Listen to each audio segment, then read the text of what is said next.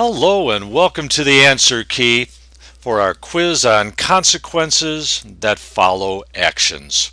The only ones who ought to be poking their nose into this video are those who've already taken the quiz.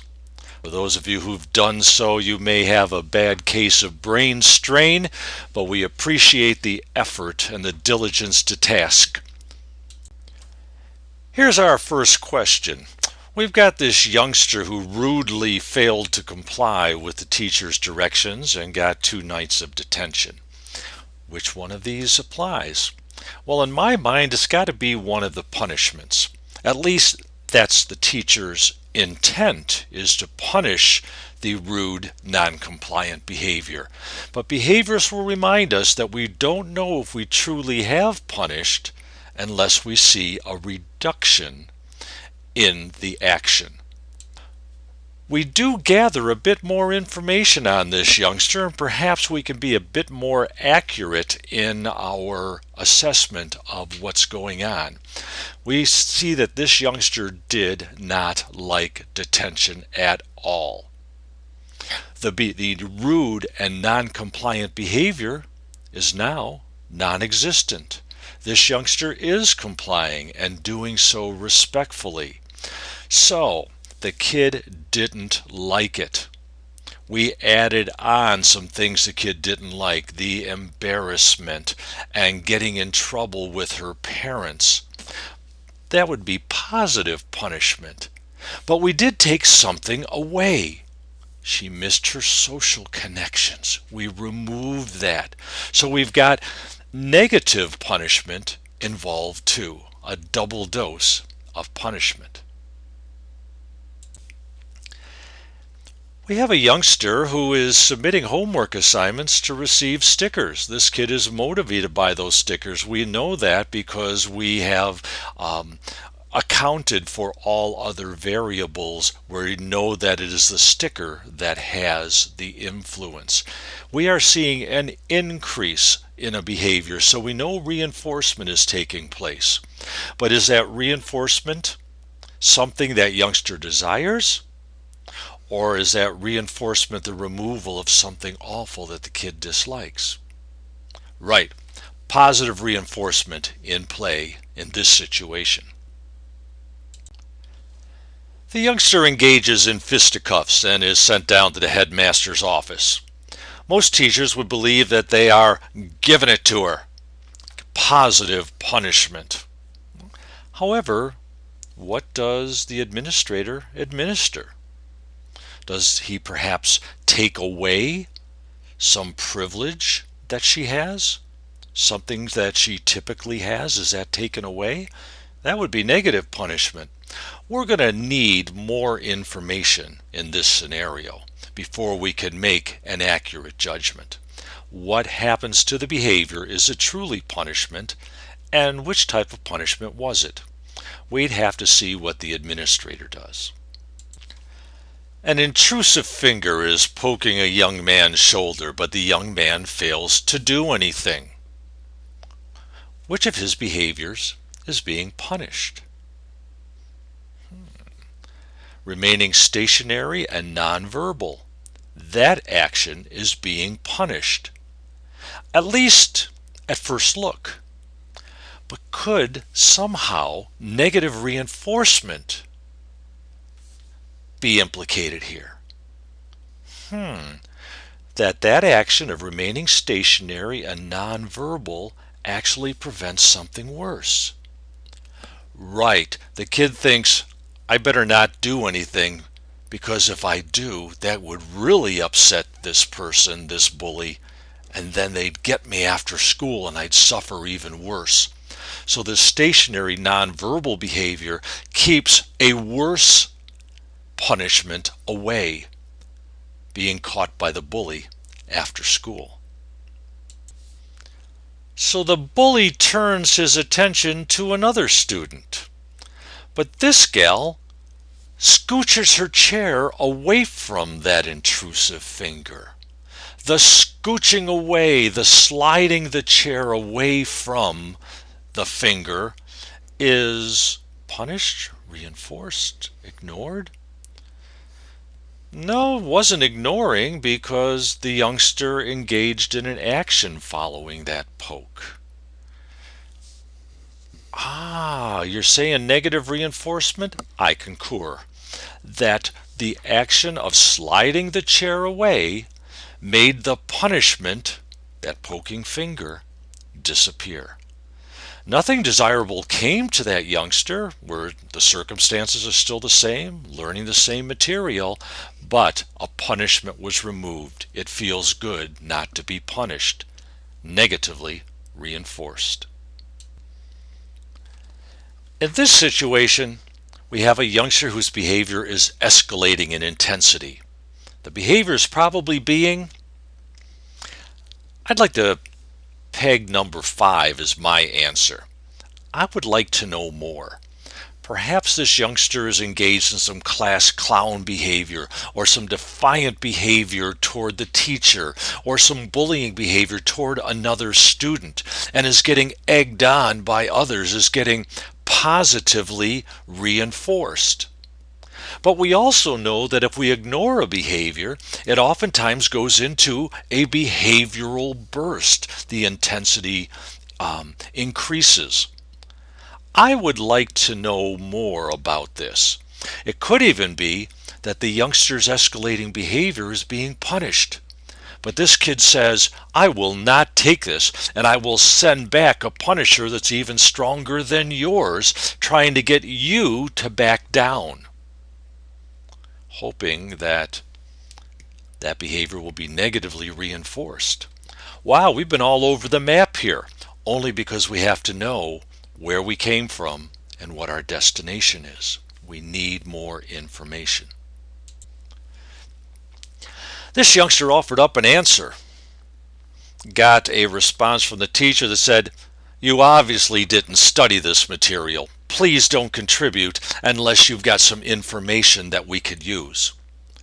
Wow, that was embarrassing. Ricky decides, I'm not going to ever say anything in this class again because I don't want this to happen again. His silent behavior is maintained by, well, let's see, his offering an answer behavior was punished. So if we look at the flip side of the coin, being silent is trying to keep that punishment away.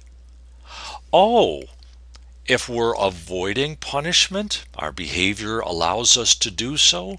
That behavior, in this case silent behavior, is negatively reinforced. Negative reinforcement in play. Why do you keep pestering Bill? You know what's going to happen. Well, yes, but every masochist needs a sadist. Why is this kid doing that? If a behavior continues on, it must be getting some positive or negative reinforcement of some type. Now there's a chance that it could be a mental health concern as per the Diagnostic and Statistical Manual, or ICD, the International Classification of Diseases. But if we're focusing here on surface behavior and the behaviorist analysis of behavior, we would have to say some sort of reinforcement is going on here. We might need a little bit more information to know which type. Is it that this youngster desires attention and engages in this behavior to get the attention of somebody who has power and influence? Is it escape from something? That while I don't like being treated like by the bully like this, at least I escape something worse when I get into these situations. We would need to look at the circumstances that surround this action. The youngster spits. The teacher says, you will research spitting, problems with spitting, and you will write me a 5-page essay on expectoration behavior. I remember seeing no expectorating on signs when I go to swimming pools. I had no idea what it was, and I hoped I wasn't doing it and wasn't going to get in trouble. But the teacher intends this action to be a punisher, I'm sure. But what if this youngster, while reading, says, oh my gosh, it's certainly not very nice to force people to look at that puddle of saliva on the floor. And I hadn't realized that, bacteria could grow and I could spread viruses and such as that. And this youngster's moral code, his ethics change. He has become a new person inside.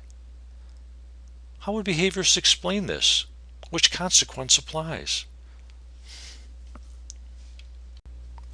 A young lady is in distress.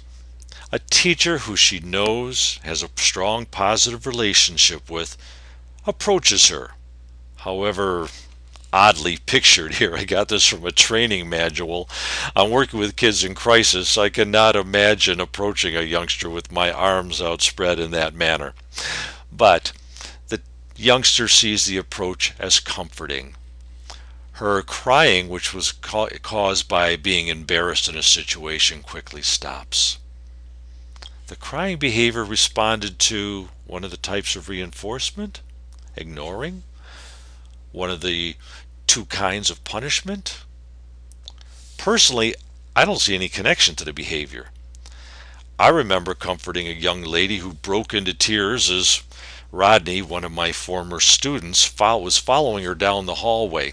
She was an 8th grader. Her parents did not allow her to shave her legs. She was wearing nylons in her first pair of low high heels, and my student Rodney was following her and making fun of her mohair nylons.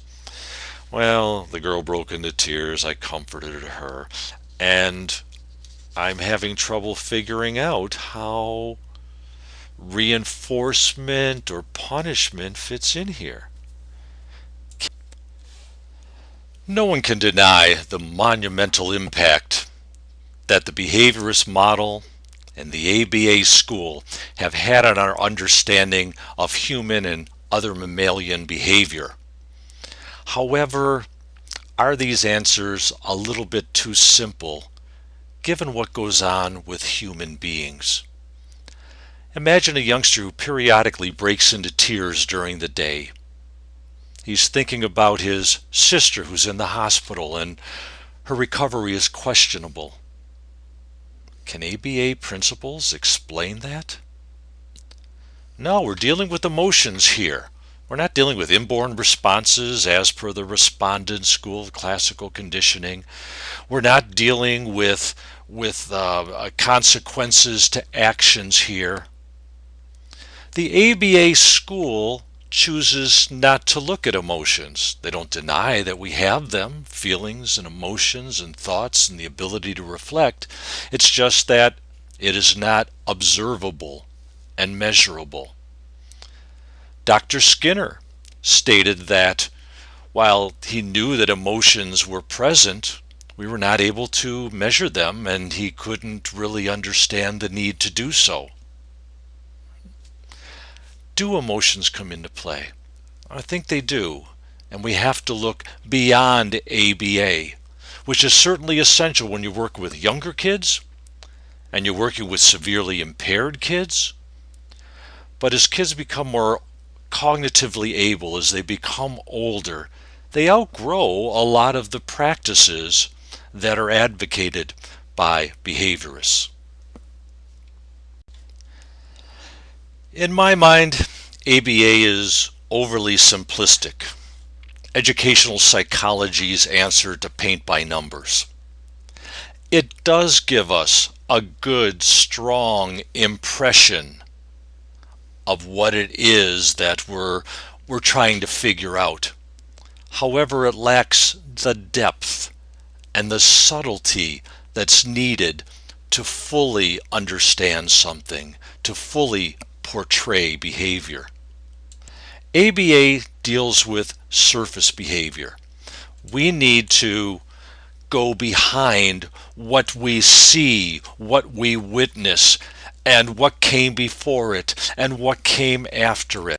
What is needed is a look behind the curtain, to get inside of our skulls and realize that humans can think, they can analyze, they can reflect, they can consider different choices, they can start to try out something and decide partway through, even if it's going well, to change it. We humans are not mice. We are very much like other mammals, but we go beyond other mammals when we get up into cognition, when we get up into the brain. Thanks for joining me. I'm Tom McIntyre of BehaviorAdvisor.com, Dr. Mac. I look forward to seeing you in another session.